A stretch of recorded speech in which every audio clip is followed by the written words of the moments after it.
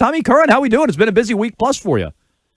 Very busy week, very busy month, a lot going on. So you have reported that, and I am nervous that Jonathan Kraft, Robin Glazer, the front office, or beyond the front office, ownership wants to fill the power void where Bill Belichick no longer exists. You've reported the opposite. Why do you feel that way? What are you hearing on Jonathan Kraft and his role in football ops, and why the dragging their feet with hiring a GM if they're not going to fill that void?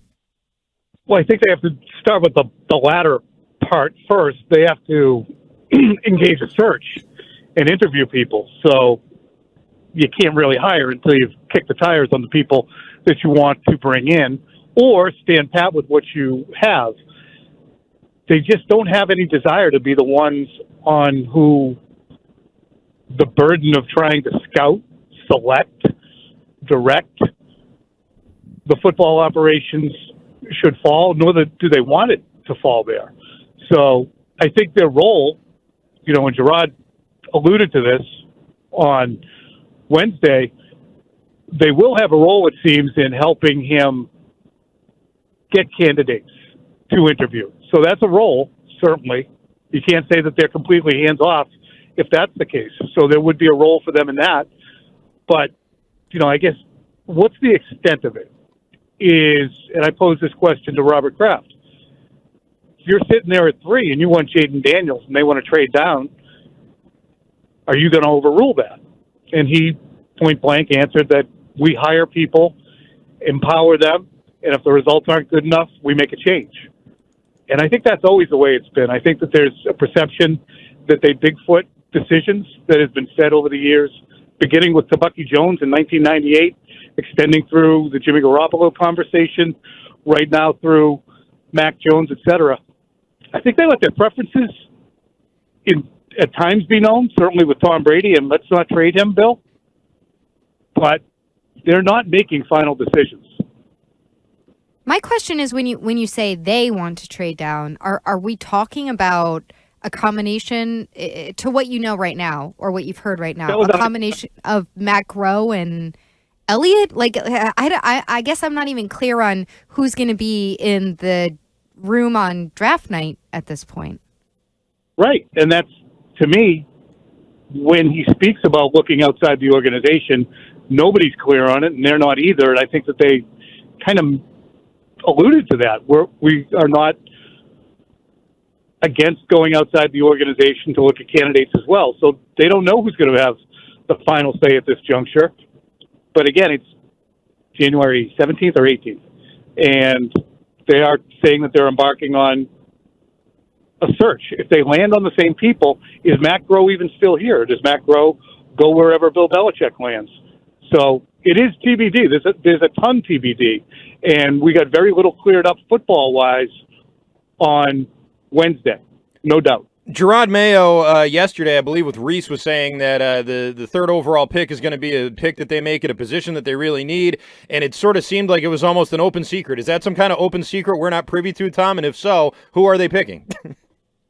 I'm not privy to it either. I don't know if he is.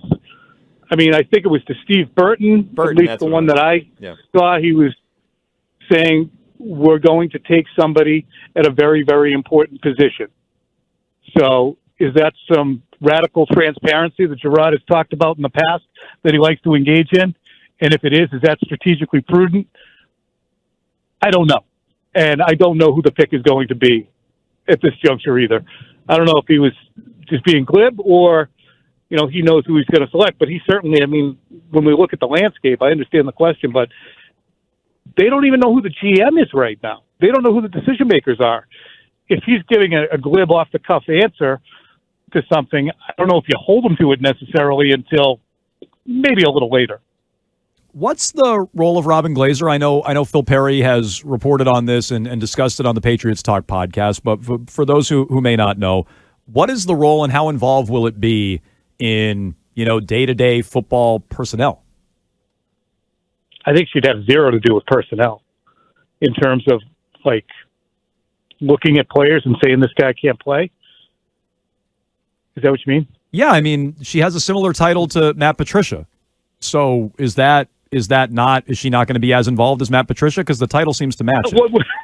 One would think that she would not be. I mean, I saw an interview, a quote from her, in which she said, if I could watch Project Runway or a football game, I would have chosen Project Runway. And that was some time back. Mm-hmm. I don't know if she changed on that. Yeah, I think that was when it was purely Heidi Klum. Yeah, so I don't think that she's in any way going to be involved in football decisions. She has done legal stuff in the past. She's done contracts. She helps with things like the social justice initiative and how the money is dispersed. So to me, that's until we know, we don't know. But my inclination would be Robin Glazer will have zero to do with selecting players or advising on football matters. So you haven't heard the rumor, if you will, that Wickersham wrote about, that they're off to the side. They're asking why Bill is making certain decisions. The inference there is that I read it in the article. No, but I'm saying, I read it in the article. I understand, but you haven't heard what Wickersham heard, that they're going to split football ops, Kraft and Glazer. No, I didn't hear that rumor. And the phrasing of the rumor in Wickersham's story, I can't remember exactly what it was, but it was phrased as a rumor within the building. Word leaked around the office. People. Right. So word leaked around the office. I mean, I don't know if I would plant my flag on Robin Glazer and Jonathan Kraft being in charge of scouting and selecting players or big-footing the operation based upon that reporting. So, Tom, I'm wondering, just because your colleague Phil Perry was the one who, I wouldn't even say broke this story yesterday, but he was the first one who had it out there that her title changed. Can you share a reason why there was a title change that was brought to light right after the press conference happened? If it sounds like she's doing mostly what she's been doing. Yeah, I know she was at the press conference, and I think that she and Phil were talking, and she mentioned that she had a title change. So Phil reported it.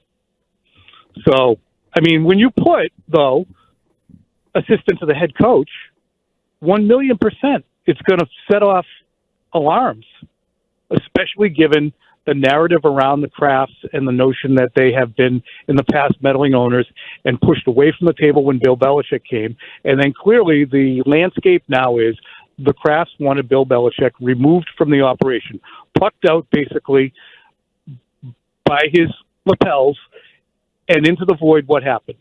So when you see assistant to the head coach and Robin Glazer's name next to it, it is absolutely reasonable to say, well, what in God's name is she doing there? And if she does not have a football background, I don't blame anyone for having questions about it. From everything I've gathered, including what Robert Kraft said yesterday, including conversations I've had with ownership over the years, they don't want any part of making decisions on players. They pay those people a crap ton of money, and those people put a crap ton of time into it. Now, are we going to find out in our reporting and observing of the team that these decisions are being made? If we do, we'll let you know, no doubt. But I don't think that is their inclination. I just base it on what they're saying in public and in private. So I guarantee if that's the case, I'd be wide-eyed, but I don't think the story's going away anytime soon. Tom, are you surprised by the relative smallness of the Bill Belichick market right now? And how do you think the Belichick to Atlanta regime is going to go if he ends up going there? I initially thought that it would be difficult for him to find a lot of owners who would be beating down his door. I mean, if you look at the 6 different locations that had opportunities, Chargers, Raiders, Commanders, possibly the Cowboys, the Eagles, Patriots lost to each of them. And I'm missing somebody else in there too, but they lost to all those teams. They lost 38-3 to Dallas. So I looked and said, it's a 73-year-old coach who doesn't draft well, who costs a lot of money, and is going to come in and have a culture that a lot of players are not accustomed to. How big will his market be? Now, since then, I think we all presumed it would be larger than it has really materialized. Is that because Atlanta is seen as a front runner? And people are backing off, or is it because people aren't interested in Bill as a head coach? We may never know the real truth to that, but I always wondered how hot the market would be for Bill as a head coach because of his recent history with draft and free agency and because of the cost and the fact you have to give him the keys. I'm curious about something you said earlier in the week, and just one more before we let you go, or maybe it was even late last week. You floated the idea that maybe Bill could do a year on TV. Is that something that's making the rounds? Is that just you spitballing? Like, I was just curious, do you think that's a realistic option that's in play for Bill? That was me spitballing. I haven't seen any of the rounds. I usually pass on the rounds. But that to me makes a lot of sense. He doesn't like it in Atlanta, but the Atlanta situation actually that Christian asked about, it's actually pretty good because they're picking 8th. They were 7-10. 5 of those games were by 5 points or less, the losses. You have a tight end in Pitts. You have a dual threat running back who's excellent, Robinson. You have another complementary running back. You got a wide receiver in London. You have a high-level offensive lineman in Lindstrom. So, and you have a ton of opportunity to shave cap space by releasing guys like Jonnu or Taylor Heineke. So it is a good fit in many ways. While it's not the most, cosmopolitan place for him to land in terms of the NFL's landscape, it's not a bad spot for him. But to me, if that falls through, why not TV? Take the beat, figure it out, see what you want to do, see what the best landing spot is if you're not sure that Atlanta is that best landing spot, and then make a move going forward. But it really feels like the Atlanta thing, just really based on the Mike Lombardi comments last week as well, is something that was kind of in the cards and building. All right, well, he's Tommy Curran. Excellent work as always. Check him out, NBC Sports Boston. You can listen to the Patriots Talk podcast, Quick Slants, and, of course, here every Thursday on WEEI. Tom, we appreciate the time. Thanks so much.